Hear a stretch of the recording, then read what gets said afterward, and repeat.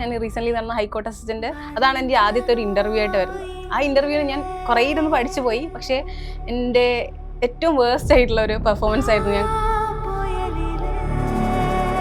വെറുതെ ഒരു ഗസ് ചെയ്ത് എന്തെങ്കിലുമൊക്കെ പറഞ്ഞ് എൻ്റെ ഒരു കോൺഫിഡൻസ് അവിടെ കുറയല്ലേ ചെയ്യുക, അവരുടെ ഇംപ്രഷനും കുറയും. അപ്പോൾ എനിക്കത് വ്യക്തമായിട്ട് ക്ലിയർ ആയിട്ട് അറ്റൻഡ് ചെയ്യണമെന്നുണ്ടായിരുന്നു. അതുകൊണ്ട് ഞാൻ അപ്പോൾ കോമ്പറ്റേറ്റീവ് ക്രാക്കർ ചൂസ് ചെയ്തു.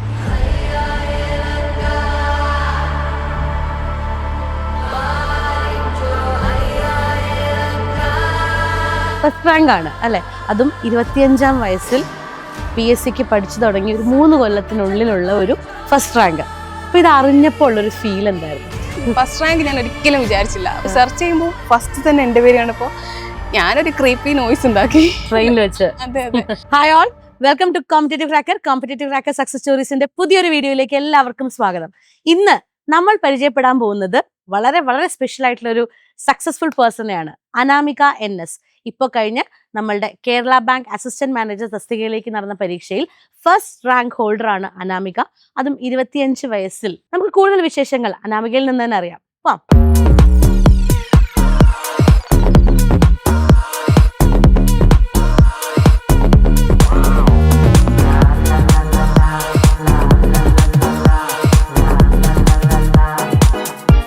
അപ്പൊ നമുക്ക് അനാമികയിൽ നിന്ന് തന്നെ തുടങ്ങാം. ഒന്ന് പരിചയപ്പെടുത്താമോ? എൻ്റെ പേര് അനാമിക. ഞാൻ കോഴിക്കോട് ജില്ലയിലെ കൊയിലാണ്ടിയിലാണ് താമസിക്കുന്നത്. എൻ്റെ വീട്ടിൽ അച്ഛൻ, അമ്മ, ചേച്ചി, അച്ഛമ്മയാണുള്ളത്. അമ്മ എന്ത് ചെയ്യുന്നു? അമ്മയും അച്ഛനും ഇവിടെ സംസ്കൃത സർവകലാശാലയിൽ PTS ആയിട്ട് വർക്ക് ചെയ്യാണ്. ചേച്ചി എഡ്യൂക്കേഷണൽ ഡിപ്പാർട്ട്മെന്റിൽ DDയിൽ ക്ലർക്കായിട്ട് വർക്ക് ചെയ്യാണ്. ചേച്ചിയുടെ ഹസ്ബൻഡ് കോടതിയിൽ വർക്ക് ചെയ്യാണ്. ഞാൻ ഫിസിക്സ് ഗ്രാജുവേറ്റ് ആണ് കാലിക്കറ്റ് യൂണിവേഴ്സിറ്റിയിൽ നിന്നും 2022. അതിനുശേഷം ഞാൻ കോമ്പറ്റേറ്റീവ് എക്സാംസിന് വേണ്ടി പ്രിപ്പയർ ചെയ്യാം, എസ്പെഷ്യലി സ്റ്റേറ്റ് PSC എക്സാംസിന് വേണ്ടിയിട്ടായിരുന്നു. ഇപ്പോൾ ഞാൻ കറന്റ് മത്സ്യഫെഡിന്റെ ഡിസ്ട്രിക്ട് ഓഫീസിൽ വർക്ക് ചെയ്യാണ്. എത്ര നാളായി ഇപ്പോൾ വർക്ക് ചെയ്യാൻ തുടങ്ങിയിട്ട്? ഞാൻ August 1 ജോയിൻ ചെയ്തിട്ട് 1 മാസമായിട്ട് സർവീസിലുള്ള ഒരു വ്യക്തിയാണ് അല്ലേ? അപ്പൊ ഈ ഒരു റിസൾട്ട് അറിയുമ്പോഴും സർവീസിൽ ഉള്ള ഒരാളാണ്. അതെ അതെ. ആ ഒരു റിസൾട്ടിനെ വെച്ച് നോക്കുമ്പോൾ ഈ ഒരു റിസൾട്ടിന് ഒരു സത്യം പറഞ്ഞ ഒരു കുറച്ചും കൂടി ഒരു സന്തോഷമുണ്ട്. കാരണം അതൊരു ഫസ്റ്റ് റാങ്ക് ആണ് അല്ലെ, അതും 25-ാം വയസ്സിൽ PSCക്ക് പഠിച്ചു തുടങ്ങി ഒരു 3 കൊല്ലത്തിനുള്ളിലുള്ള ഒരു ഫസ്റ്റ് റാങ്ക്. അപ്പൊ ഇത് അറിഞ്ഞപ്പോൾ ഉള്ളൊരു ഫീൽ എന്തായിരുന്നു? ഞാൻ ഓഫീസിൽ നിന്ന് വരുമ്പോൾ ട്രെയിനിലായിരുന്നു ഉണ്ടായിരുന്നത്. അപ്പോൾ ഞാൻ ജസ്റ്റ് ആ ഗ്രൂപ്പിൽ കണ്ട ഒരു PDF ഫസ്റ്റ് ജസ്റ്റ് വന്നേ ഉള്ളൂ. ഞാൻ ഓപ്പൺ ചെയ്ത് നോക്കി, അത് ഒറിജിനൽ ഫയലാണോ എന്ന് കൂടി അറിയില്ല. അപ്പോൾ ഓപ്പൺ ചെയ്ത് നോക്കിയപ്പോൾ ആദ്യത്തെ ഒരു 10 റാങ്കിനുള്ളിൽ വരുന്ന എനിക്ക് ഒരു ഊഹം ഉണ്ടായിരുന്നു. അപ്പൊ ഞാൻ 4ാമത്തെ റാങ്ക് മുതൽ താഴോട്ട് ഇങ്ങനെ നോക്കുകയാണ്. പക്ഷെ അപ്പൊ എന്റെ പേര് 4-ന്ന് മുകളിലോട്ട് അല്ല, 4-ന്ന് താഴോട്ട്, 4 മുതൽ 10 വരെ താഴോട്ട് നോക്കുകയായിരുന്നു. അപ്പൊ അവിടെ എന്റെ പേര് കണ്ടില്ല. അപ്പൊ ഞാൻ കുറച്ച് ഡിസപ്പോയിന്റ് ആയി. പിന്നെ സെർച്ച് ചെയ്യാന്ന് വിചാരിച്ചു. ഫയലിൽ സെർച്ച് ചെയ്യുമ്പോൾ ഫസ്റ്റ് തന്നെ എന്റെ പേര് കണ്ടപ്പോ ഞാനൊരു ക്രീപ്പി നോയ്സ് ഉണ്ടാക്കി ട്രെയിനിൽ വെച്ച്. അതെ അതെ. അടുത്ത് ആൾക്കാരൊക്കെ ഉണ്ട്. അപ്പൊ അവരൊക്കെ നോക്കി ഞാൻ സോറി പറഞ്ഞു. ഫസ്റ്റ് റാങ്ക് ഞാൻ ഒരിക്കലും വിചാരിച്ചില്ല. അപ്പൊ ഫസ്റ്റ് റാങ്ക് അടിക്കാന്ന് വെച്ചാല് എനിക്ക് ഒരു വളരെ വലിയൊരു ആഗ്രഹം എന്ന് പറഞ്ഞോളൂ, ഒരു അത്യാഗ്രഹമായിരുന്നു. എല്ലാവർക്കും ഒരു കിട്ടിയാൽ കൊള്ളാന്നുള്ള. പക്ഷെ അത് ഒരു ഡിഗ്രി ലെവൽ എക്സാമിന് കിട്ടിയപ്പോൾ എനിക്ക് ഭയങ്കര ഹാപ്പി എന്ന് വെച്ചാൽ ഭയങ്കര ഹാപ്പി ആയിരുന്നു. എന്താണ് ഫസ്റ്റ് ചെയ്തത്? ഞാൻ അപ്പൊ തന്നെ വിളിക്കാനുള്ള സാഹചര്യം ഇല്ലായിരുന്നു. അപ്പൊ ചേച്ചിക്ക് ഞാൻ മെസ്സേജ് ചെയ്തു. ഞാൻ ട്രെയിനിലാണല്ലോ, എന്നിട്ട് ഞാൻ വാട്സപ്പ് കോൾ ചെയ്തു. എന്നിട്ട് പറഞ്ഞു നോക്ക് എന്ന് പറഞ്ഞു. പിന്നെ എനിക്ക് അറിയുന്ന എന്റെ ഫ്രണ്ട്സും എല്ലാവരോടും അമ്മേനോടൊക്കെ പറയണമെന്ന് പറഞ്ഞു. ചേച്ചി ഇവിടെ വീട്ടിൽ തന്നെയാണുള്ളത്. അപ്പൊ അറിയിക്കേണ്ട ആൾക്കാരൊക്കെ. അപ്പൊ മാക്സിമം എക്സൈറ്റ്മെന്റ് തന്നെ അവരും അത്രയും എക്സൈറ്റ്മെന്റ് ആവുന്ന എനിക്കറിയാം, ഹാപ്പി ആവുന്നു. അപ്പൊ അങ്ങനെയുള്ള ആൾക്കാരോടൊക്കെ ഞാൻ പറഞ്ഞു. ഓക്കെ, അപ്പൊ വലിയൊരു സന്തോഷമായിരുന്നു അത്. ഇനി ഉടനെ തന്നെ സർവീസിലേക്ക് ജോയിൻ ചെയ്യാൻ പോവാണ്. ഇനി ഡിഗ്രി ഏത് ഇയർ ആയിരുന്നു? ഞാൻ 2022 പാസ് ഔട്ട് ആണ്. 22 പാസ് ഔട്ടായി. അപ്പം അന്ന് മുതലേ PSCയിലേക്ക് എന്ന് തന്നെയായിരുന്നോ പ്ലാൻ, അതോ PGയിലോട്ടൊന്നും പോയില്ല? PGക്ക് പോണോ, ഡിഗ്രി ജോയിൻ ചെയ്യുന്ന സമയത്ത് ഞാൻ PSC തന്നെയാണ് മൈൻഡിൽ കണ്ടത്. 3 ഇയർ കൊണ്ട് ഡിഗ്രി കംപ്ലീറ്റ് ചെയ്യല്ലോ. ഇപ്പൊ ബിടെക് ആണെങ്കിൽ 4 ഇയർ ഒക്കെ വരും. പെട്ടെന്ന് തന്നെ PSCയിലേക്ക് പോകാന്നുള്ളതുകൊണ്ട് 3 ഇയറിൽ കംപ്ലീറ്റ് ചെയ്യാൻ പറ്റുന്ന ഡിഗ്രി എടുത്തത്. അപ്പൊ പക്ഷെ ലാസ്റ്റ് എത്തിയപ്പോ എനിക്കൊരു ചാഞ്ചാട്ടം ഉണ്ടായിരുന്നു, PGക്ക് പോകണോ BEdന് പോകണോ. കാരണം ഒരു കോമ്പറ്റേറ്റീവ് എക്സാമിന് പ്രിപ്പയർ ചെയ്യാന്ന് വെച്ചാൽ ഒരു കൺജസ്റ്റഡ് ലൈഫ് ആയിരിക്കും. അപ്പൊ ലാസ്റ്റ് അപ്പൊ ചേച്ചിയും കൂടെ കുറച്ച് നിന്ന് പുഷ് ചെയ്തു, എന്തായാലും ഇതിനു വേണ്ടി തന്നെ പ്രിപ്പയർ ചെയ്തു. ഓൾറെഡി പ്രൂവ്ഡ് ആയിട്ടുള്ള ഒരാളാണ്. അപ്പൊ ചേച്ചി പറഞ്ഞു 2024 LDC എക്സാം വരുന്നുണ്ട്, അപ്പൊ അത് ഫോക്കസ് ചെയ്ത് പഠിച്ചാൽ മതി എന്ന് പറഞ്ഞു. അപ്പൊ ഒരു 2 ഇയർ, ഇപ്പോഴത്തെ PSCന്റെ പാറ്റേൺ കംപ്ലീറ്റ്ലി മാറിയല്ലോ. അപ്പൊ ഒരു 2 ഇയർ എന്തായാലും വേണം പഠിക്കാൻ. ഞാൻ ഫ്രം ദ ബേസിക് ആണല്ലോ സ്റ്റാർട്ട് ചെയ്യുന്നത്. അപ്പൊ എടുത്തു ക്രാക്ക് ചെയ്ത് ഒരു 300-ാം റാങ്കിനുള്ളിൽ വരണം എന്നായിരുന്നു എനിക്ക് ആഗ്രഹം. LDക്ക്? അതെ അതെ, 300-ാം റാങ്കിനുള്ളിൽ വരണം എന്നായിരുന്നു ആഗ്രഹം. എത്രാമത്തെ റാങ്ക് ഉണ്ട്? 4 റാങ്ക് ഉണ്ട്. 4 റാങ്ക്, കോഴിക്കോട് ജില്ലയിൽ 4ാമത്തെ റാങ്ക് ഉണ്ട് അല്ലെ? അതും ഒരു വലിയൊരു അച്ചീവ്മെന്റ് ആണ്. ശരിക്കും പറഞ്ഞാൽ ഒരു ഇൻസ്പിറേഷൻ ആണ് ഇപ്പോഴത്തെ കുട്ടികൾക്ക്. അതായത് ഒരു 25 വയസ്സിൽ ഫസ്റ്റ് റാങ്ക് നേടിയ ഒരാളാണ്. അപ്പം അവിടെ കുട്ടികളെ സംബന്ധിച്ചോളം പഠിച്ചാൽ ജോലി കിട്ടുമോ, PSC തിരിയണോ, പെട്ടെന്നൊരു ജോലി വേണമെങ്കിൽ നമുക്ക് എന്ത് ചെയ്യണം, ഇതൊന്നും അറിയാത്ത കുട്ടികളോട് കൃത്യം ഒരു 1-2 കൊല്ലം ഒരു ഹാർഡ് വർക്ക് ചെയ്ത് കഴിഞ്ഞാൽ നല്ലൊരു ജോലിയിലേക്ക് എത്തും എന്ന് അവർക്ക് ഒരു ഇൻസ്പിറേഷൻ കൊടുക്കുന്ന ഒരു വ്യക്തിയാണ്. അതിന് തന്നെ ഒരു very big congrats. Thank you. അപ്പൊ PSC തിരിയാൻ തീരുമാനിച്ചു, നമ്മുടെ ഗ്രാജുവേഷൻ ഒക്കെ കഴിഞ്ഞു, PSC നമ്മൾ തിരിയാൻ തീരുമാനിച്ചു. അപ്പൊ എങ്ങനെ പഠിക്കണം, എന്ത് ചെയ്യണം എന്നുള്ളതിനെ കുറിച്ച് എന്തെങ്കിലും ഒരു ഐഡിയ ഉണ്ടായിരുന്നോ? ഞാൻ കംപ്ലീറ്റ്ലി ബ്ലാങ്ക് ആയിട്ടല്ല വന്നത്. ചേച്ചി റീസെന്റ് PSC ക്ലിയർ ചെയ്ത ഒരാളാണ്. അപ്പൊ ചേച്ചി പറഞ്ഞു SCRT ഇമ്പോർട്ടൻസ് കൂടി വരികയാണ്, സോ അതൊക്കെ പഠിക്കണം, പിന്നെ ഇന്ന് ബുക്കൊക്കെ വെച്ച് കംപ്ലീറ്റ് ചെയ്യണം, അങ്ങനെയൊക്കെ പറഞ്ഞു. എങ്ങനെയാ പഠിക്കാനുള്ള കുറച്ച് സ്ട്രാറ്റജീസ് ഒക്കെ തന്നു. അപ്പൊ അതെനിക്ക് കുറച്ചും കൂടി ഈസി ആയിരുന്നു ആ ഒരു ഹെൽപ്പ്. അപ്പൊ പിന്നെ ഞാൻ എന്താ ചെയ്തെന്ന് വെച്ചാല് വേരിയസ് സോഴ്സ് എനിക്ക് ഏറ്റവും ആപ്റ്റ് ആയിട്ടുള്ള ടീച്ചേഴ്സിന്റെ ക്ലാസ് ആയാലും അല്ലെങ്കിൽ ആ ഒരു കണ്ടന്റ് ആണെങ്കിലും അതിപ്പോ NCERT പഠിച്ചിട്ടുണ്ട്, SCRT കംപ്ലീറ്റ്ലി കവർ ചെയ്തിട്ടുണ്ട്. പിന്നെ റീസെന്റ് ആയിട്ട് നടന്ന എക്സാംസിന്റെ ക്വസ്റ്റ്യൻ പേപ്പർ അതിപ്പോ എനിക്ക് എഴുതാൻ പറ്റുന്നതാണെങ്കിലും അല്ലെങ്കിലും ഞാൻ അതിന്റെ ക്വസ്റ്റ്യൻ പേപ്പർ ഒക്കെ അനലൈസ് ചെയ്തു. ഈ ക്വസ്റ്റ്യൻ പേപ്പർ അനലൈസ് ചെയ്യാനാണ് ഞാൻ ഏറ്റവും കൂടുതൽ ടൈം എടുത്തത്. അതിപ്പോ എനിക്ക് എന്റെ സിലബസ് തന്നെയാണെങ്കിൽ ഞാൻ ഒന്ന് അറ്റൻഡ് ചെയ്ത് നോക്കും എക്സാം. പിന്നെ അത് കഴിഞ്ഞിട്ട് ഒരു 2 മണിക്കൂർ വെച്ച് അത്രയും ടൈം എടുക്കും ഞാൻ അതിൽ അനലൈസ് ചെയ്യാം. അറിയാത്ത ടോപ്പിക് ഉണ്ട്, ആ ടോപ്പിക് ഞാൻ പഠിച്ചില്ലെങ്കിൽ അത് നോട്ട് ചെയ്ത് വെക്കും. പിന്നെ ആ ഒരു ഏരിയയിൽ നടക്കുന്ന എക്സാമിനൊക്കെ ഒരു കുറച്ച് കോമൺ ആയിട്ടുള്ള കുറച്ച് ടോപ്പിക് ഉണ്ടാവും. ഫോർ എക്സാമ്പിൾ ആ ടൈമിൽ ഹരിത വിപ്ലവവും ന്യൂ എക്കണോമിക് പോളിസി ഇല്ലാത്ത ക്വസ്റ്റ്യൻ പേപ്പർ ഇല്ലായിരുന്നു. അപ്പൊ അതിനെപ്പറ്റി മാക്സിമം ഡീപ്പായിട്ട് പഠിക്കാൻ ശ്രമിച്ചിട്ടുണ്ട്. അതിന് NCERT യൂസ് ചെയ്തു. യൂട്യൂബിൽ ഒരുപാട് ടീച്ചേഴ്സ് വീഡിയോ ചെയ്തിട്ടുണ്ടാവും. അപ്പൊ അതൊക്കെ കണ്ട് പഠിച്ചു. അതിന്റെ ഒക്കെ നോട്ട് ഞാൻ സ്വന്തമായിട്ട് പ്രിപ്പയർ ചെയ്യുന്നുണ്ടായിരുന്നു. അപ്പൊ പഠനത്തിന്റെ ഏത് ഘട്ടത്തിലാണ് ക്വസ്റ്റ്യൻ പേപ്പർ ഇൻക്ലൂഡ് ചെയ്ത് തുടങ്ങിയത്? അല്ലെങ്കിൽ ആദ്യമേ സത്യം പറഞ്ഞാൽ ഒരു ബിഗിനറിനെ സംബന്ധിച്ചിടത്തോളം അവർ ഫേസ് ചെയ്യുന്ന ഒരു പ്രശ്നം എന്ന് പറഞ്ഞാൽ എന്താണ്, SCRT പഠിക്കണം എന്നറിയില്ല. അത് ചേച്ചി പറഞ്ഞു തന്നു, ക്ലിയർ ആയി. ക്വസ്റ്റ്യൻ പേപ്പർ ആദ്യമേ ഇൻക്ലൂഡ് ചെയ്യണമെന്ന് കുട്ടികൾക്ക് അറിയില്ല. പലപ്പോഴും നമ്മൾ ക്വസ്റ്റ്യൻ പേപ്പർ കൊടുക്കുമ്പോൾ കുട്ടികൾ ചോദിക്കും, പഠിച്ചു കഴിഞ്ഞില്ലല്ലോ, ക്വസ്റ്റ്യൻ പേപ്പർ ഇപ്പോഴേ ചെയ്യണോ എന്ന് ചോദിക്കാറുണ്ട്. ഏത് ഘട്ടത്തിലാണ് ഇതെല്ലാം ഇൻക്ലൂഡ് ചെയ്യാൻ തുടങ്ങിയത്? നമ്മളിപ്പോ പഠിച്ചു വരുന്ന സമയത്ത് ഓരോ ഘട്ടമായിരിക്കും. ആദ്യം നമ്മൾ ഒരുപാട് പഠിച്ചാലും ലൈക്ക് എവിടെ എത്താത്ത പോലെ ഫീൽ ചെയ്യും. ഒരു സ്റ്റേജ് എത്തുമ്പോൾ ഒരു ഇക്വിലിബ്രിയം ഫേസ് ആയിരിക്കും, നമുക്ക് കുറച്ച് ഐഡിയ ഉണ്ടാവും. അപ്പോ ഇനി കുറെ പഠിക്കുന്നതിനേക്കാളും PSC എന്തൊക്കെ ചോദിച്ചതെന്നും കൂടെ നമുക്ക് അറിയണമല്ലോ. അപ്പൊ അതിനാണ് ഞാൻ ക്വസ്റ്റ്യൻ പേപ്പേഴ്സ് നോക്കി. അപ്പൊ ആദ്യം തന്നെ എഴുതുന്ന ക്വസ്റ്റ്യൻ പേപ്പർ ഒന്നും ചെയ്യില്ലായിരുന്നു, കാരണം മാർക്ക് കുറവായിരിക്കുമല്ലോ. അപ്പൊ നമ്മുടെ കോൺഫിഡൻസ് കുറയും. അപ്പൊ ഞാൻ PYQന്റെ ഒരു ബുക്ക് വാങ്ങും. PYQന്റെ അതും ടോപ്പിക് വൈസ് PYQന്റെ ഒരു ബുക്ക് ഉണ്ടായിരുന്നു എന്റെ കയ്യിൽ. അപ്പൊ ഒരു ഹിസ്റ്ററി ആണെങ്കിൽ അതിൽ എന്തൊക്കെ ചോദിച്ചു, അപ്പൊ ഒരു ബോർഡർ ഉണ്ടാവും, മാക്സിമം ഇതുവരെ ചോദിക്കാം, ഇതും ചോദിക്കുന്നുണ്ട് എന്നുള്ള രീതിയിൽ അത് മനസ്സിലാക്കാൻ വേണ്ടി പറ്റി. പിന്നെ ലേറ്റർ ഓൺ ഒരു പീക്കിൽ എത്തുന്ന സമയത്ത് ഞാൻ ആഴ്ചയിൽ ക്വസ്റ്റ്യൻ പേപ്പേഴ്സ് അറ്റൻഡ് ചെയ്യായിരുന്നു. ഒന്ന് ഞാൻ തൊഴിൽ വാർത്ത, തോൽവീതി എക്സാംസ് ഒക്കെ, പിന്നെ ക്വസ്റ്റ്യൻ പേപ്പേഴ്സ് എവിടെ നിന്നൊക്കെ കളക്ട് ചെയ്യാൻ പറ്റുന്ന അതൊക്കെ ഞാൻ ഇരുന്ന് ചെയ്യും. അത് ഉച്ചയ്ക്ക് ഒരു 2 മണിക്കായിരുന്നു ഞാൻ ക്വസ്റ്റ്യൻ പേപ്പർ ചെയ്യുക. ആ ടൈമിൽ എനിക്ക് ഉറക്കം വരും പഠിച്ച്. പോരാത്തിന് PSC എക്സാം നടക്കുക ആ ടൈമാണ്. അപ്പോൾ ഞാൻ പാട്ടൊക്കെ വെച്ച് ഹെഡ്സെറ്റിൽ സൗണ്ടിൽ പാട്ടൊക്കെ വെച്ചിട്ട് എക്സാം അറ്റൻഡ് ചെയ്യും. അപ്പോൾ ഒരു 1/2 മണിക്കൂർ കൊണ്ട് എക്സാം അറ്റൻഡ് ചെയ്ത് കഴിയാറുണ്ട്. അതിനുശേഷം ഞാൻ ആ ക്വസ്റ്റ്യൻ പേപ്പർ ഒന്ന് അനലൈസ് ചെയ്യും. മാർക്ക് പോയത് എക്സാം അറ്റൻഡ് ചെയ്ത് അവിടെ വിടില്ല, എവിടെയൊക്കെയാണോ അനലൈസ് ചെയ്യുന്നത്, എന്തെല്ലാം കാര്യങ്ങളാണ് അനലൈസ് ചെയ്യുന്നത്. അത് തെറ്റിയ ക്വസ്റ്റ്യൻസ് ഉണ്ടാവുമല്ലോ, അത് മേ ബി എനിക്ക് കംപ്ലീറ്റ്ലി അറിയാത്ത ക്വസ്റ്റ്യൻ ആയിരിക്കും, ഞാൻ റിസ്ക് എടുത്ത് അറ്റൻഡ് ചെയ്തതായിരിക്കും. ചിലത് എനിക്ക് അറിയണ്ടാവും, അത് ഞാൻ ജസ്റ്റ് ഒരു ചെറിയ മൈന്യൂട്ട് മിസ്റ്റേക്ക് കൊണ്ടോ വായിച്ച മിസ്റ്റേക്ക് കൊണ്ടൊക്കെ മാറിയതായിരിക്കും. അപ്പൊ അതൊക്കെ നോട്ട് ചെയ്യും. കംപ്ലീറ്റ്ലി അറിയാത്തതാണെങ്കിൽ അത് വീണ്ടും എക്സാമിന് റിപ്പീറ്റ് ചെയ്ത് വരുന്നോന്ന് അറിയില്ലല്ലോ. അപ്പൊ ആ ടോപ്പിക്കിന്റെ പേര് ഞാൻ എഴുതി വെക്കും. അങ്ങനെ ഞാൻ എഴുതിയതായിരുന്നു ഓഷ്യൻ കറന്റ്സ് എന്ന ടോപ്പിക്. അതെനിക്ക് തീരെ അറിയില്ലായിരുന്നു. അപ്പൊ ക്വസ്റ്റ്യൻസ് എക്സാംസ് ഒക്കെ അറ്റൻഡ് ചെയ്യുന്ന സമയത്ത് അത് റിപ്പീറ്റ് ചെയ്ത് വരുന്നു. ഞാൻ അതിരുന്ന് പഠിച്ചു. ഇപ്പൊ LDC തിരുവനന്തപുരത്ത് ആ ഒരു ക്വസ്റ്റ്യൻ ഉണ്ടായിരുന്നു, അപ്പൊ എനിക്ക് അറ്റൻഡ് ചെയ്യാൻ പറ്റി. പിന്നെ തീരെ അറിയാത്ത 1 വേർഡ് ക്വസ്റ്റ്യൻ ഉണ്ടെങ്കിൽ അത് ഒരു ചെറിയ ന്യൂസ് പേപ്പർ ചെറിയൊരു കട്ടിങ്സ് എഴുതും, എഴുതി വെക്കും. ഒരു എക്സാം കഴിഞ്ഞാൽ അതിൽ അറിയാത്ത ക്വസ്റ്റ്യൻസ് ഒക്കെ ചെറിയൊരു പേപ്പർ ആയിരിക്കും. അപ്പൊ ഞാൻ ഏതെങ്കിലും ബുക്കിലങ്ങ് വെക്കും. പിന്നെ ഏതെങ്കിലും ബുക്ക്, റാൻഡം ബുക്ക്. പിന്നെ ഞാൻ ആ ബുക്ക് എപ്പോഴെങ്കിലും എടുക്കുവാണെങ്കിൽ ഈ പേപ്പർ വരുമല്ലോ, അപ്പൊ ഞാൻ അത് വായിക്കും. അത് വായിച്ചിട്ട് അത് പഠിച്ചു കഴിഞ്ഞാൽ ഞാൻ അത് കളയും. ഇപ്പൊ അതിൽ 2 ക്വസ്റ്റ്യൻ എനിക്ക് ഓർമ്മ കിട്ടുന്നില്ല എന്ന് വെച്ചാൽ ഞാൻ അത് അതിൽ തന്നെ കീപ്പ് ചെയ്യും. അപ്പൊ ബുക്ക് നിറഞ്ഞു വരുന്നു പേപ്പേഴ്സ്, അപ്പൊ എനിക്കത് പഠിക്കാന്നുള്ള എന്റെ ഒരു റെസ്പോൺസിബിലിറ്റി ആയി മാറല്ലോ. അങ്ങനെ ഞാൻ അതിൽ പഠിക്കും. അപ്പൊ അത് കുറച്ചുകൂടി കണ്ടന്റ് കൂടുതൽ കിട്ടുമല്ലോ. ഓക്കെ. അപ്പൊ PSC പഠനത്തിൽ ഏറ്റവും ബുദ്ധിമുട്ടിച്ചിട്ടുള്ള ഒരു വിഷയം ഏതാണ്, അല്ലെങ്കിൽ ഏറ്റവും എളുപ്പമുണ്ടായിരുന്ന വിഷയം ഏതാണ്?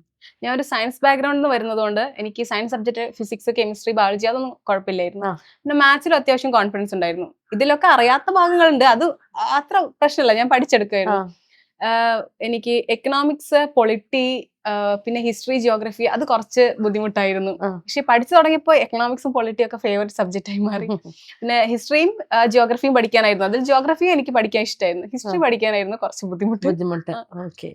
ഇനി നമ്മുടെ എക്സാം എന്ന് പറയുന്നത് കേരള ബാങ്കിന്റെ പരീക്ഷ ആദ്യമായിട്ട് നടത്തുന്നതാണ്, PSC ആദ്യമായിട്ട് നടത്തുന്ന ഒരു പരീക്ഷയാണ്.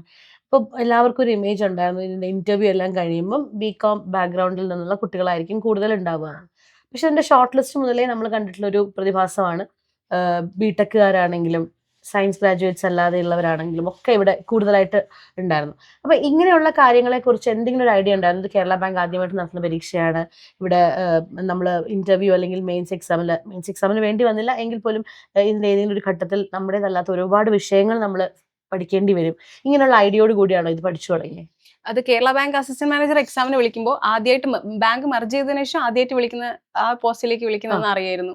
അപ്പോൾ ക്വാളിഫിക്കേഷൻ നോക്കുമ്പോൾ ഫിസിക്സ് ഗ്രാജുവേറ്റ് ആയവർക്ക് അപ്ലൈ ചെയ്യാം. അപ്പോൾ തന്നെ ഒരു പ്ലസ് പോയിന്റ് ആയി തോന്നി, കാരണം ആ സ്പെഷ്യൽ ടോപ്പിക് ഒന്നും വന്നില്ലല്ലോ.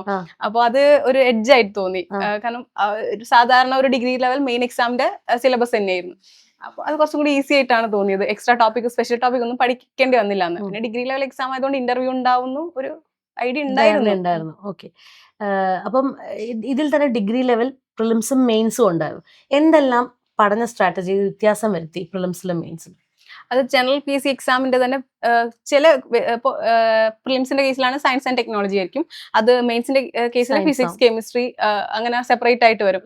അപ്പോൾ ഞാൻ മെയിൻ ആയിട്ട് പ്രിലിംസിന് വേണ്ടി അങ്ങനെ ഫോക്കസ് ചെയ്യാറില്ല, ഞാൻ മെയിൻസ് എക്സാമിന് വേണ്ടിയിട്ടാണ് ഫോക്കസ് ചെയ്യാറ്. പ്രിലിംസ് കിട്ടുന്നുള്ള ഒരു ധാരണ ഉണ്ടായിരുന്നു, അതുകൊണ്ട് മെയിൻസിന് വേണ്ടിയിട്ടായിരുന്നു പഠിച്ചിരുന്നത്. അപ്പം അതിൽ തന്നെ ഇപ്പം ലാംഗ്വേജസ് എന്തായിരുന്നു? മലയാളം, ഇംഗ്ലീഷ്, മാത്സ് ഉണ്ടായിരുന്നു. ഇതിനൊക്കെ ഡെയിലി ഇമ്പോർട്ടൻസ് കൊടുക്കുമായിരുന്നു, അല്ലെങ്കിൽ അത് ഒരു ശരിക്കും പറഞ്ഞാൽ ഒരു കോർ സബ്ജക്റ്റ് എന്ന് പറയാവുന്ന കാറ്റഗറിയിൽ പെടുന്നതാണ് അല്ലേ? കാരണം അത് സ്റ്റാറ്റിക് ആയിട്ടുള്ള പോർഷൻസ് ആണ്. അപ്പോൾ അങ്ങനെയുള്ള കാര്യങ്ങൾക്ക് എന്തെങ്കിലും അഡീഷണൽ കെയർ കൊടുത്തിരുന്നോ?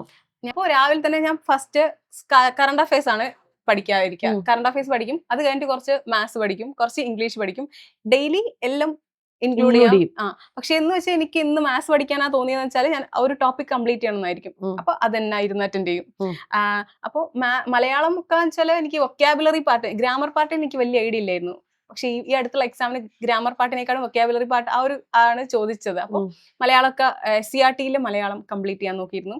പിന്നെ ഇംഗ്ലീഷ് ആണെങ്കിൽ ഇംഗ്ലീഷിന്റെ വൊക്കാബുലറി, സിനോണിം, ആന്റോണിം പാർട്ട് എനിക്ക് എന്തായാലും മാർക്ക് പോകുമെന്ന് എനിക്കറിയാം.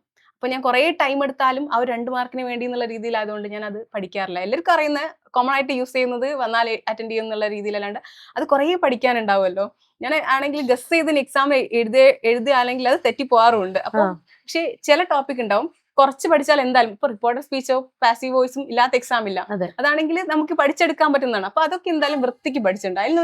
അതിൽ നിന്നും മാർക്ക് മിസ് ആവാതിരിക്കാൻ വേണ്ടി ശ്രമിച്ചിട്ടുണ്ട്. ഇപ്പൊ മാത്സ് ആണെങ്കിൽ മാത്സ് എനിക്കൊരു ക്വസ്റ്റ്യൻ കിട്ടിയില്ലെങ്കിൽ എനിക്ക് ടെൻഷൻ ആവും. എനിക്കൊരു ക്വസ്റ്റ്യൻ ഒരു എക്സാമില് ഞാൻ മാക്സിമം മാർക്ക് സ്കോർ ചെയ്യാൻ വേണ്ടി നോക്കാറുണ്ട്. അതിന്റെ എല്ലാ എക്സാമും, അതിപ്പോ റീസെന്റ് നടന്നൊരു എക്സാം ആണെങ്കിൽ ഞാൻ ആ ക്വസ്റ്റ്യൻ പേപ്പർ വെച്ച് നോക്കാറുണ്ട്.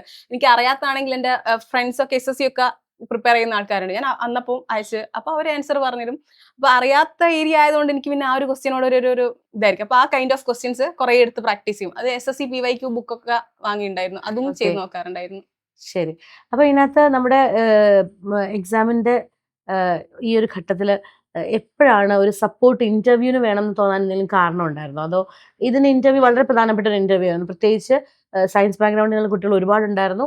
തീർച്ചയായിട്ടും ടോപ്പിക്സ് ക്വസ്റ്റ്യൻസ് നേരിടേണ്ടി വരിക നമ്മുടെ കോപ്പറേറ്റീവ് ബാങ്കിന്റെ ഏരിയാസിൽ നിന്ന് തന്നെയായിരിക്കും. അപ്പം ഇതിനെക്കുറിച്ചൊരു ഐഡിയ വന്നപ്പം ഇന്റർവ്യൂവിന് സെൽഫ് സ്റ്റഡി ഒരുപാട് ഇഷ്ടപ്പെടുന്ന ഒരാളാണ്. സോ ഇന്റർവ്യൂവിന് ഒരു സപ്പോർട്ട് വേണമെന്ന് തോന്നാനുള്ള കാരണം എന്താ?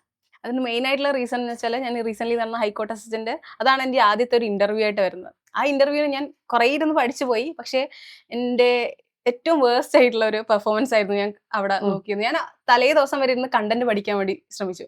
ആ സാറ് ക്വസ്റ്റ്യൻ ചോദിച്ചതും ഞാൻ പഠിച്ച കാര്യങ്ങൾ തന്നെയായിരുന്നു, പക്ഷെ എനിക്ക് വായ തുറക്കാൻ വേണ്ടി പറ്റിയില്ല. ഞാൻ അത്രയും ബ്ലാങ്ക് ആയി പോയി. ഞാൻ പഠിച്ച കാര്യങ്ങളാണ് ചോദിക്കുന്നത്, അത് പറയാനും പറ്റുന്നില്ല. അപ്പോൾ അത്രയും ഡിസപ്പോയിന്റഡ് ആയി.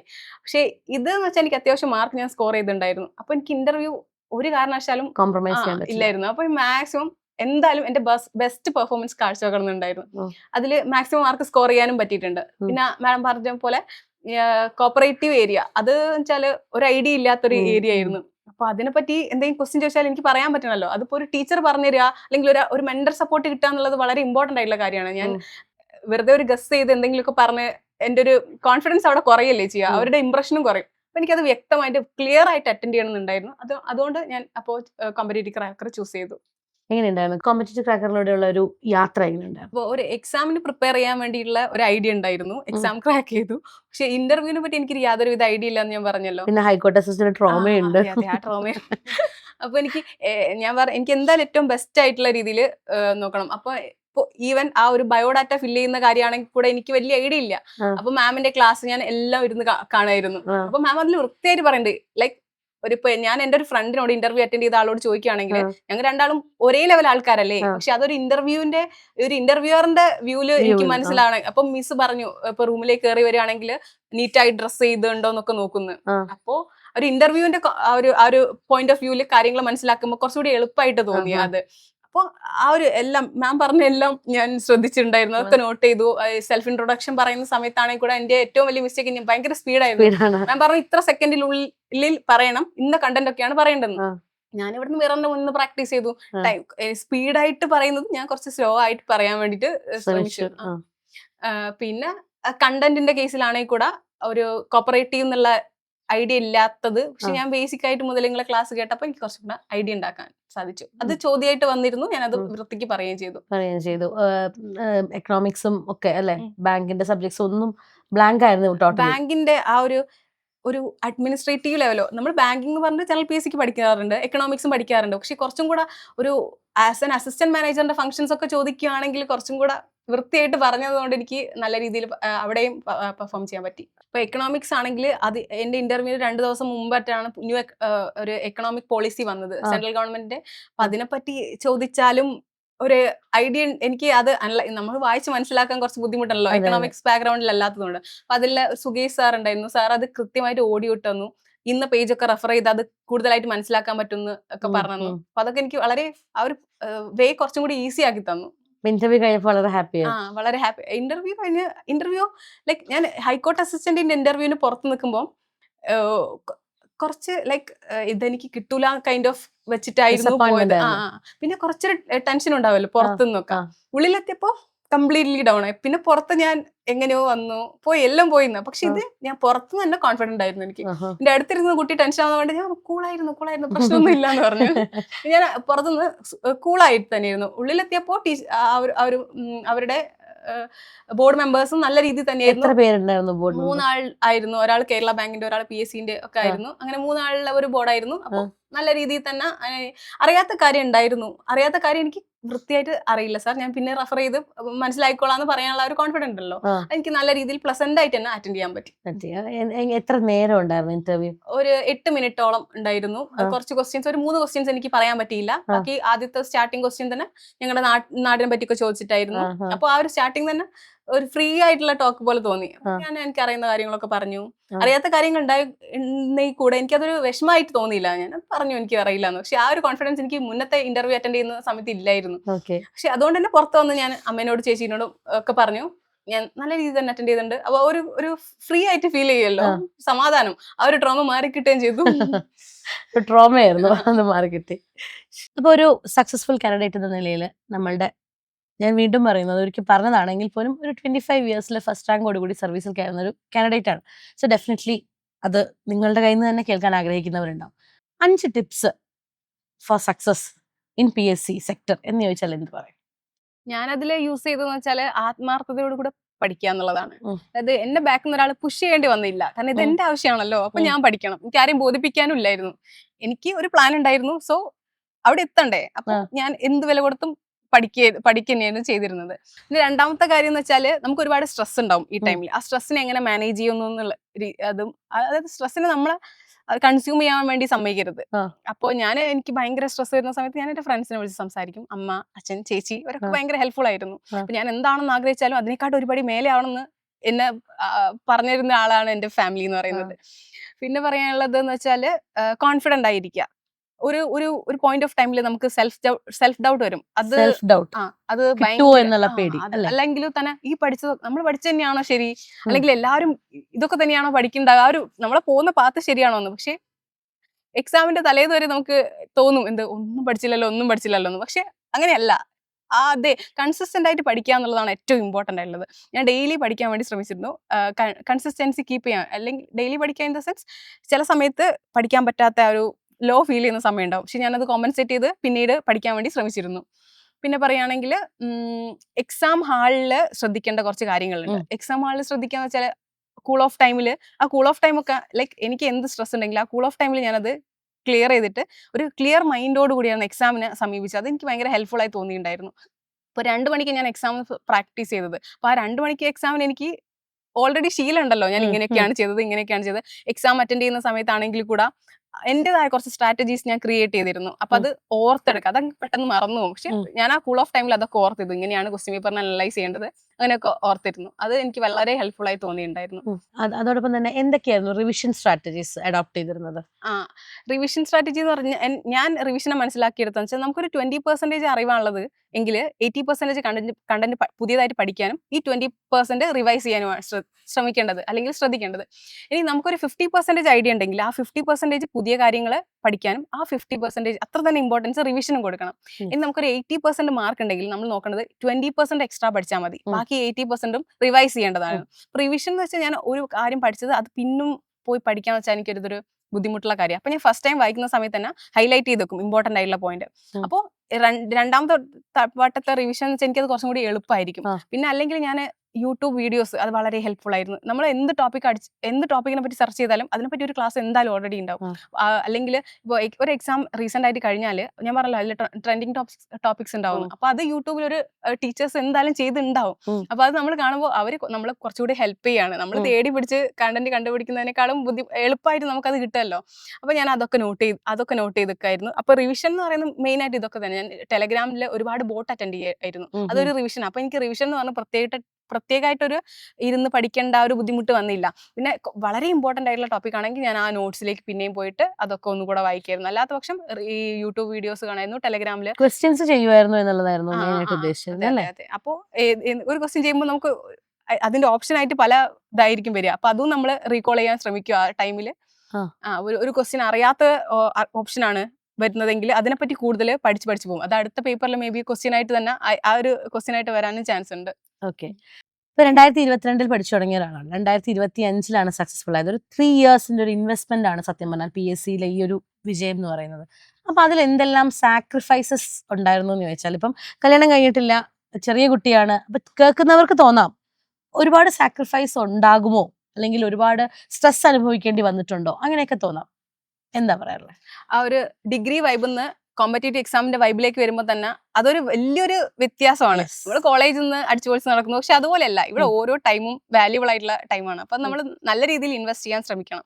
പിന്നെ ഇതിനൊരു സാക്രിഫൈസ് എന്നുള്ള രീതിയിൽ ആ ഒരു ടാഗ് കൊടുക്കാൻ എനിക്ക് താല്പര്യമില്ല. കാരണം rest of my life determine ചെയ്യുന്ന കുറച്ച് വർഷം അത് ഞാൻ സാക്രിഫൈസ് അല്ലേ, അത് ഏതറ്റം വരെ പോകാൻ വേണ്ടി അതെനിക്ക് വളരെ ബുദ്ധിമുട്ടായിട്ടൊന്നും തോന്നിയില്ല. ഞാൻ എന്ത് ചെയ്യുകയാണെങ്കിലും അത് എനിക്ക് വേണ്ടി തന്നെയാണല്ലോ എന്നുള്ള ഒരു ഐഡിയ വെച്ച് കുഴപ്പമില്ലായിരുന്നു. പിന്നെ എന്താന്ന് വെച്ചാൽ കുറച്ച് ഫിയർ ഓഫ് മിസ്സിംഗ് ഔട്ട് ഒക്കെ ഉണ്ടാവും. കാരണം നമ്മുടെ ഫ്രണ്ട്സ് ഒക്കെ കറങ്ങാൻ പോകുന്നു, അവർ കോളേജ് ലൈഫ് അടിച്ചു പൊളിക്കുന്നു. അപ്പോൾ ഇവിടെ ഒരു പ്രത്യേകമായിട്ട് ഒരു routine, daily same routine follow ചെയ്യുന്നു. ഒരു ഹൈ മൊമെന്റ്സ് ഒന്നും അവിടെ അധികം ഉണ്ടാവാൻ പോകുന്നില്ല. പിന്നെ പോരാത്തതിന് ഇത് പെട്ടെന്ന് റിസൾട്ട് കിട്ടുന്ന ഒരു സാധനമല്ല. പെട്ടെന്ന് റിസൾട്ട് കിട്ടുകയാണെങ്കിൽ അതിനൊരു റിവാർഡ് കിട്ടുകയാണെങ്കിൽ ഓക്കെ, നമുക്ക് ഇത് പക്ഷെ ഇത് അപ്പോ പുറത്തുനിന്ന് നമ്മൾ തന്നെ തട്ടണം. അതായത് സെൽഫ് മോട്ടിവേറ്റഡ് ആയിട്ട് തന്നെ പോകണം, എന്നാലേ ഇത് നടക്കൂ. സ്വയം പുറത്ത് തട്ടി തന്നെയാണ്. അപ്പൊ ആ ഒരു തിരിച്ചറിവ് തന്നെ ഒരു വലിയ കാര്യമാണ്. അപ്പൊ വലിയൊരു സാക്രിഫൈസസ് ഒന്നും വേണ്ടി വന്നില്ല എന്ന് വെച്ച് സാക്രിഫൈസ് കൊടുക്കാം. ഞാനത് ഇഷ്ടപ്പെട്ട് ചെയ്ത കാര്യമാണല്ലോ. എന്തൊക്കെ ഒഴിവാക്കിയിട്ടുണ്ടെങ്കിലും ട്രിപ്പ് പോകാനുള്ള അവസരം ഉണ്ടെങ്കിൽ പോവാതിരിക്കുന്നതൊക്കെ തന്നെ ഞാനത് എനിക്ക് വേണ്ടിയിട്ടാണെന്നുള്ള ബോധം ഉണ്ടായിരുന്നു. എന്താണ് ഇഷ്ടം, എന്താണ് ഹോബീസ് എന്ന് പറയാൻ പറ്റുന്ന കാര്യം എന്താണ്? ഞാൻ സിനിമ കാണാൻ എനിക്ക് ഇഷ്ടമാണ് ഫ്രീ ടൈമിലൊക്കെ. പിന്നെ പുറത്ത് കറങ്ങാനൊക്കെ പോകുന്നതൊക്കെ ഇഷ്ടമാണ്. സിനിമയൊക്കെ ഈ സമയങ്ങളിൽ മാറ്റി വെച്ചിരുന്നോ? പണ്ട് ഒരു 2 മൂവീസ് ഒക്കെ ഞാൻ ഡെയിലി കാണാറുണ്ടായിരുന്നു. പക്ഷെ പിന്നെ മൂവീസ് ഒന്നും കാണാൻ എനിക്ക് തോന്നൂല. ഞാൻ വിചാരിക്കും 2.5 മണിക്കൂർ എന്റെ 3 മണിക്കൂർ പോയല്ലോ എന്നുള്ള രീതിയിൽ. അല്ല, അപ്പൊ ഞാൻ ചോദിക്കട്ടെ, ഇതെല്ലാം നമുക്കറിയാം, പക്ഷെ എന്നാൽ പോലും പലപ്പോഴും ഒരു മടുപ്പ് ഈ പഠിത്തത്തിനിടയിൽ എന്തായാലും വരും. ഒരു ബാക്കൗട്ട് ഫീലിംഗ്, മതിയായി, അല്ലെങ്കിൽ എനിക്ക് ഐ എം ഫെഡ് അപ്പ് എന്ന് തോന്നുന്ന ഒരു സ്റ്റേജ് ഈ ഒരു 2-3 വർഷത്തിനിടയിൽ എപ്പോഴെങ്കിലും ഒക്കെ വന്നു കാണില്ലേ? അതിനെങ്ങനെ ഓവർകം ചെയ്യാം? അത് ഞാൻ പറയാം, ഒരു പോയിന്റിൽ നമുക്ക് തോന്നുന്ന കാര്യമാണ്. പക്ഷെ പിന്നെ നമ്മൾ നമ്മുടെ ബോധതലത്തിലേക്ക് വരുമ്പോൾ ഇറങ്ങി തിരിഞ്ഞത് ഒരു റിസൾട്ട് ഉണ്ടാകാൻ വേണ്ടിയിട്ടാണല്ലോ. അപ്പോൾ എന്തായാലും ഒരു റിസൾട്ടിന് വേണ്ടി തന്നെയാണ് ഞാൻ ഇതിന് വേണ്ടി ഇറങ്ങിയത്. പിന്നെ ഫുൾ ടൈം പഠിക്കുമ്പോൾ അല്ലെങ്കിൽ സ്ട്രെസ്ഫുൾ ആയിട്ട് പഠിക്കുന്ന സമയത്താണല്ലോ നമുക്കത് തോന്നുക. ഞാൻ എൻ്റെ ഫ്രണ്ട്സിനെ വിളിച്ച് സംസാരിക്കും. അവരപ്പുറത്തുനിന്ന് ഇതേ സ്ട്രഗിൾ ചെയ്യുന്ന ആൾക്കാരാണെങ്കിൽ കൂടെ എനിക്ക് ഭയങ്കര ഹെൽപ്പായിരുന്നു അവരുടെ ഭാഗത്തു നിന്ന് ഉണ്ടായിരുന്നത്. അപ്പോൾ അല്ലെങ്കിൽ ഞാൻ ലൈക്ക് എന്നെ അധികം സ്ട്രെസ്ഫുൾ ആക്കരുത് എനിക്ക് അറിയായിരുന്നു. അപ്പോൾ ഞാൻ എന്താ പറയാ ആൾക്കാരോട് സംസാരിക്കാനും ഒക്കെ സമയം കണ്ടെത്തുമായിരുന്നു. ആയിരുന്നു. എത്ര നേരം ഒരു ദിവസം പഠിക്കുമായിരുന്നു? എന്തായിരുന്നു ഒരു റുട്ടീൻ, പഠന സമയത്തെ റുട്ടീൻ? അത് ഇത്ര നേരം എന്നുള്ളത് ഒരു കറക്റ്റ് ഫിക്സഡ് ടൈം ഒന്നും ഇല്ല. ഞാനൊരു പ്ലാൻ ചെയ്ത് വെക്കും ആദ്യം. ഇന്ന് ഇത്ര പോർഷൻസ് കവർ ചെയ്യണം എന്നുള്ള രീതിയിൽ. ഓക്കെ. അപ്പൊ കറണ്ട് അഫയേഴ്സ് ആണെങ്കിൽ ഇപ്പൊ ഞാൻ പ്രിന്റ് എടുത്തായിരുന്നു എല്ലാം പഠിക്കാറ്. എഴുതി പഠിക്കുന്ന ശീലം എന്ന് വെച്ചാൽ എനിക്ക് അത് ടൈം കൺസ്യൂമിംഗ് ആയിട്ടാണ് തോന്നിയത്. അപ്പൊ ഇത്ര പേജ് ഇന്ന് കവർ ചെയ്യണം, അല്ലെങ്കിൽ ഇന്ന ടോപ്പിക് ഒക്കെ ഇന്ന് കവർ ചെയ്യണം എന്നുള്ള രീതിയിലായിരുന്നു. പിന്നെ എന്റെ കൺവീനിയന്റ് ആയിട്ടുള്ള ടൈം എന്ന് വെച്ചാൽ എനിക്ക് രാത്രി എത്ര ടൈം വേണമെങ്കിലും ഞാൻ ഇരുന്ന് പഠിക്കും. പക്ഷെ രാവിലെ എണീക്കൽ എനിക്ക് ഭയങ്കര ബുദ്ധിമുട്ടാണ് രാവിലത്തെ പഠനം. പക്ഷെ ഒരു 7 to 8 ഹവർ സ്ലീപ്പ് എനിക്ക് മസ്റ്റ് ആണ്. അങ്ങനെ കിട്ടിയാൽ മാത്രമേ എനിക്ക് പ്രൊഡക്റ്റീവ് ആയിട്ട് ആ ഡേ, അല്ലെങ്കിൽ ഞാൻ ഭയങ്കര ടയർഡ് ആയിട്ട് എനിക്ക് ഫീൽ ചെയ്യും. പിന്നെ പഠിക്കുന്ന ടൈം എന്ന് വെച്ചാൽ ചില ടോപ്പിക്, ഇപ്പൊ എക്കണോമിക്സും പൊളിറ്റിയും ഒക്കെ എനിക്ക് ആദ്യം ഭയങ്കര ഒരു ഐഡിയ ഇല്ലാത്ത ടോപ്പിക് ആയിരുന്നു. അപ്പൊ ഞാൻ ആദ്യം അറിയാത്ത ടോപ്പിക്കിന് കുറെ ഇമ്പോർട്ടൻസ് കൊടുത്തു. മാത്സ് ഒക്കെ അധികം ഇൻവെസ്റ്റ് ചെയ്യേണ്ടി വന്നില്ല. എനിക്ക് മാത്സിൽ അത്യാവശ്യം കുഴപ്പമില്ലാത്ത രീതിയിൽ അറ്റൻഡ് ചെയ്യാൻ പറ്റുന്നത് കൊണ്ട് തന്നെ അങ്ങനെ ഞാൻ എനിക്ക് എന്റെ ഏതൊക്കെ സബ്ജക്റ്റിലാണോ എനിക്ക് കുറച്ച് വീക്കായുള്ളത് അതിന് കുറച്ച് അധികം ഇമ്പോർട്ടൻസ് കൊടുത്തു. പിന്നെ ട്രെൻഡിങ് ടോപ്പിക്സ്, ഇനി ഒരു ഐഡിയ ഇല്ല, പഠിക്കാൻ ഭയങ്കര ബുദ്ധിമുട്ടായിട്ടുള്ള ടോപ്പിക് ആണെങ്കിൽ ഞാനത് പാടെ അവഗണിക്കുകയായിരുന്നു. സിലബസ് ഫുൾ കംപ്ലീറ്റ് ചെയ്തിരുന്നോ? സിലബസിനെ പറ്റി ഒരു കോംപ്രഹെൻസീവ് ആയിട്ടുള്ള ഒരു സ്റ്റഡി നടത്തിയിരുന്നു. ഉണ്ടായിരുന്നു. അപ്പൊ അതിൽ ചില ഏരിയയിലായിരുന്നു കുറച്ചധികം സ്ട്രൈക്ക് ചെയ്യേണ്ടി വരിക. ആ ഏരിയ ഞാനത് വൃത്തിയായിട്ട് പഠിച്ചിരുന്നു. ഇപ്പൊ സ്പോർട്സിന് ഒക്കെ ആണെങ്കിൽ ഞാനൊരു സ്പോർട്സ് പേഴ്സൺ, അധികം എനിക്ക് വലിയ ഐഡിയ ഇല്ലായിരുന്നു. പക്ഷേ അതിൽ എല്ലാവർക്കും കിട്ടുന്ന കുറച്ച് ക്വസ്റ്റ്യൻസ് ഉണ്ടാവുമല്ലോ, ഇത്ര ആൾക്കാര് എത്ര മെമ്പേഴ്സ്, അതൊക്കെ ഞാൻ പഠിച്ചിരുന്നു. പിന്നെ ഡീപ്പായി ചോദിച്ചാൽ എനിക്ക് കിട്ടില്ലായിരുന്നു. പക്ഷെ അതിലധികം ഇൻവെസ്റ്റ് ചെയ്തില്ല. പക്ഷെ എന്താ വെച്ചാൽ കണ്ടുവരുന്ന പാറ്റേൺ എന്ന് വെച്ചാൽ അതിൽ അധികം ചോദിക്കുക കറണ്ട് അഫയേഴ്സ് ആയിട്ടായിരിക്കും. ഇപ്പൊ റീസെന്റ് നടന്ന മാച്ചിനെ പറ്റിയൊക്കെ ആയിരിക്കും. അപ്പൊ ഞാൻ വേൾഡ് കപ്പ് ഒക്കെ ഇരുന്ന് കാണാൻ തുടങ്ങി, ഫൈനൽ മാച്ച് എല്ലാം ഇരുന്ന് കാണാൻ തുടങ്ങി. അപ്പൊ കണ്ടാൽ എനിക്ക് കുറച്ചും കൂടി ഓർമ്മ നിൽക്കും, ഞാൻ കണ്ട മാച്ച് ആണല്ലോ. അങ്ങനെ ആ ഒരു ഇമ്പോർട്ടന്റ് ആയിട്ടുള്ള മാച്ച് ഒക്കെ ഞാൻ ലൈവായിരുന്നു കാണാൻ തുടങ്ങി ടിവിയിൽ. അത് വളരെ ഹെൽപ്ഫുൾ ആയിരുന്നു. ഞാൻ തന്നെ ഒരു സ്ട്രാറ്റജി കണ്ടുപിടിച്ചു. അത് പാടെ ഒഴിവാക്കുന്നതിനേക്കാൾ അപ്പൊ എനിക്ക് അത് ഭയങ്കര ഹെൽപ്പ് ചെയ്ത് സെൽഫ് ആയിട്ട് ഒരു ടൈം ടേബിൾ പ്രിപ്പയർ ചെയ്തിരുന്നോ? അല്ലെങ്കിൽ ഇത്ര ദിവസത്തിനുള്ളിൽ എന്റെ പോർഷൻ കംപ്ലീറ്റ് ചെയ്യും, അങ്ങനെ ഒരു പ്രീ പ്ലാൻ ഉണ്ടായിരുന്നോ? അങ്ങനെ വെൽ പ്ലാൻഡ് ഒരു ടൈം ടേബിൾ കീപ്പ് ചെയ്ത് അങ്ങനെ ഒരു പഠനം എനിക്ക് ഇഷ്ടമല്ല. എനിക്ക് എന്ത് തോന്നുന്നോ പഠിക്കാൻ അത് പഠിക്കണം. മേ ബി ഞാൻ പ്ലാൻ ചെയ്തത് ഒരു ടോപ്പിക് ഇമ്പോർട്ടൻസ് ആക്ട് പഠിക്കാനായിരിക്കും. പക്ഷെ അന്ന് എനിക്ക് അത്ര എനർജി ഇല്ലെങ്കിൽ ഞാൻ കുറച്ചുകൂടി സിമ്പിൾ ആയിട്ടുള്ള കുറച്ച് മാത്സ് എടുത്ത് പ്രോബ്ലംസ് അങ്ങ് ചെയ്യും. പിന്നെ യൂട്യൂബ് വീഡിയോസ് കാണുമ്പോൾ കുറച്ചുകൂടി റിലീഫ് ആയിട്ട് ഒരാൾ ക്ലാസ് എടുത്തിരുന്ന അതേ ഫീല്, അതും നമുക്ക് ചൂസ് ചെയ്യാൻ പറ്റും സബ്ജക്ട് ഏതാണ്. അപ്പൊ അത് അങ്ങനെയൊക്കെ ആയിരുന്നു പഠിച്ചിരുന്നത്. ഓക്കെ. ഇപ്പം എനിക്ക് മനസ്സിലായത്തോളം you are a very determined person. വളരെ ഡിറ്റർമിൻഡ് ആയിട്ടാണ് ഈ ഒരു എന്തിനേയും സമീപിക്കുന്നതെന്ന് എനിക്ക് തോന്നുന്നു. അതിനെക്കുറിച്ച് വളരെ കൃത്യമായി പഠിച്ച് എന്താണ് വേണ്ടത്, അതിനെ എങ്ങനെ കിട്ടാം എന്നുള്ളതിനെ കുറിച്ച് കൃത്യമായ ഒരു ഐഡിയയോടുകൂടിയും പെർസവറൻസോടുകൂടിയും പഠിക്കുന്ന ഒരു വ്യക്തിയാണ്. അപ്പോൾ ഒരുപാട് ഫ്രീ കണ്ടന്റ്സിനെ ഡിപ്പെൻഡ് ചെയ്തിട്ടുണ്ട്. ഞാൻ ചോദിക്കുന്നത്, ഒരു PSCയിലേക്ക് തിരിയുന്ന കുട്ടിയെ സംബന്ധിച്ചിടത്തോളം, ഇപ്പൊ അനാമികയെ സംബന്ധിച്ചിടത്തോളം ചേച്ചിയുടെ കയ്യിൽ നിന്ന് ഒരു ഇൻപുട്ട് ഉണ്ട്, എന്ത് വേണം എന്ത് വേണ്ട ഇതൊക്കെ കൃത്യമായിട്ട് അറിയാം. അങ്ങനെയുള്ള ഒരാളാണ്. അപ്പൊ അങ്ങനെ അല്ലാത്ത ഒരാളെ സംബന്ധിച്ചിടത്തോളം ഇത്രയും ഫ്രീ കണ്ടന്റിന്റെ അവൈലബിലിറ്റി അനുഗ്രഹമായിരിക്കോ അതോ ദോഷമായിരിക്കോ? ഒരു എക്സാമിന് വേണ്ടി പ്രിപ്പയർ ചെയ്യുമ്പോൾ നമുക്ക് അവിടെ ഏറ്റവും ഇമ്പോർട്ടൻസ് കൊടുക്കുന്നത് ആ ഒരു ടൈമിലാണ്. നമുക്ക് ഒരുപാട് ടൈം എടുത്തിട്ടും പഠിക്കാം, പക്ഷെ എനിക്ക് മാക്സിമം പറ്റുന്ന ആ ഒരു ടൈമിനുള്ളിൽ തന്നെ. അപ്പൊ ഞാൻ എല്ലാം പഠിക്കുക, അല്ലെങ്കിൽ എല്ലാ ഫ്രീ മെറ്റീരിയൽസും ഞാൻ യൂസ് ചെയ്തില്ല. അതിലെനിക്ക് ഇമ്പോർട്ടന്റ് ആയിട്ടുള്ളതും അല്ലെങ്കിൽ നമുക്ക് ലൈക്ക് ഒരാൾ ക്ലാസ് എടുത്ത് തരിക എന്ന് വെച്ചാൽ ഒരു ടീച്ചറിന് അതിൽ ഭയങ്കര ഇമ്പോർട്ടൻസ് ഉണ്ട്. നമുക്കത് കൺസെപ്ച്വലി അണ്ടർസ്റ്റാൻഡ് ചെയ്യുക എന്നുള്ളത് വളരെ ഇമ്പോർട്ടന്റ് ആണ്, ജസ്റ്റ് ബൈ ഹാർട്ട് പഠിക്കുന്നതിനേക്കാളും. അപ്പോൾ ഒരു ടീച്ചർ പറഞ്ഞു തരുന്ന സമയത്ത് അത് നമുക്ക് വ്യക്തമായി മനസ്സിലാവും. അങ്ങനെ എനിക്ക് കൺവീനിയന്റ് ആയിട്ടുള്ള ടീച്ചേഴ്സിനെ ഞാൻ ചൂസ് ചെയ്തു. ഞാൻ അങ്ങനെ CCന്റെ വീഡിയോസും കാണാറുണ്ടായിരുന്നു, ഇംഗ്ലീഷ് വീഡിയോസ് ഒക്കെ എനിക്ക് വളരെ ഹെൽപ്ഫുൾ ആയിരുന്നു. അതുപോലെ ഞാൻ എനിക്ക് കാണാൻ പറ്റുന്ന ഒരു എന്താ പറയുക ഫീസിബിൾ ആയിട്ടുള്ള മെത്തേഡിൽ ഞാൻ പഠിച്ചു. ആ ഒരു വീഡിയോസ് ആ ടീച്ചേഴ്സിനെ ചൂസ് ചെയ്തു. അങ്ങനെയാണ് എനിക്ക് പറയാനുള്ളത്. അപ്പോൾ ഈ വീഡിയോസ് കാണുന്നത് എന്റെ സിലബസിനുള്ളിൽ നിൽക്കുന്ന കാര്യങ്ങൾ, അല്ലെങ്കിൽ അതാണ് സപ്പോർട്ടീവ് ആയിരുന്നു അല്ലേ? അതെ, ഞാൻ സിലബസ് ഓൾറെഡി പഠിച്ചിട്ടുണ്ടാവും. അപ്പൊ അതിനെ കുറച്ചും കൂടി ഒന്ന് റിവിഷൻ പോലെയോ വീണ്ടും കേൾക്കുന്ന സമയത്ത് എന്തായാലും ഒരു ടീച്ചറിന്റെ വീഡിയോയുടെ ഒരു എക്സ്ട്രാ പോയിന്റ് ഉണ്ടാവും. അപ്പൊ അത് കിട്ടാൻ വേണ്ടിയിട്ട് അത് എനിക്ക് വ്യക്തമായിട്ടുള്ള ഒരു റിവിഷനുമായി മാറും വീണ്ടും കേൾക്കുന്നത്. അപ്പൊ ഞാൻ പറഞ്ഞ ടീച്ചർ അത് നമുക്ക് പറഞ്ഞു തരുന്ന സമയത്ത് അത് കുറച്ചും കൂടി യൂസ്ഫുൾ ആയിരിക്കും, അല്ലെങ്കിൽ പെട്ടെന്ന് നമുക്ക് മനസ്സിലാക്കാൻ വേണ്ടി പറ്റുമായിരുന്നു. ഓക്കെ, അപ്പൊ അങ്ങനെയാണത് യൂസ് ചെയ്തിരുന്നത്. ഒരു ഗവൺമെന്റ് ജോലി സ്വപ്നം കാണുന്ന ഉദ്യോഗാർത്ഥികൾക്ക് ഏറ്റവും വലിയൊരു ഇൻസ്പിറേഷൻ ആണ് ഇന്ന് അനാമിക. ഇവിടെ ഫസ്റ്റ് റാങ്ക് എന്നതിനേക്കാൾ ഉപരി അനാമിക എടുത്തു വെച്ച ഒരു ഡിറ്റർമിനേഷൻ, ഒരു പെർസെവറൻസ്, അല്ലെങ്കിൽ ആ ഒരു അപ്രോച്ച്, ഇതെല്ലാം വളരെ വളരെ സിഗ്നിഫിക്കൻ്റ് ആണ്. അപ്പോൾ തീർച്ചയായിട്ടും നിങ്ങൾക്കും ഈ ഒരു വീഡിയോ ഹെൽപ്ഫുൾ ആയി ഞങ്ങൾ വിചാരിക്കുന്നു. അനാമിക, ഇതൊരു തുടക്കം മാത്രമാണ്, ചെറിയ പ്രായമാണ്, ഇനി ഒരുപാട് മുന്നോട്ട് പോകാനുണ്ട്. തീർച്ചയായിട്ടും എല്ലാവിധ ഭാവുകങ്ങളും ഐശ്വര്യങ്ങളും ഉണ്ടാവട്ടെ, ഏറ്റവും ഉയരങ്ങളിലേക്ക് എത്തട്ടെ. CC എല്ലാവരുടെയും on behalf of CC all the very best. ഞങ്ങളുടെ Thank you, ma'am. പ്രാർത്ഥനകളിൽ എന്നും ഉണ്ടാവും. Thank you so much. Thank you.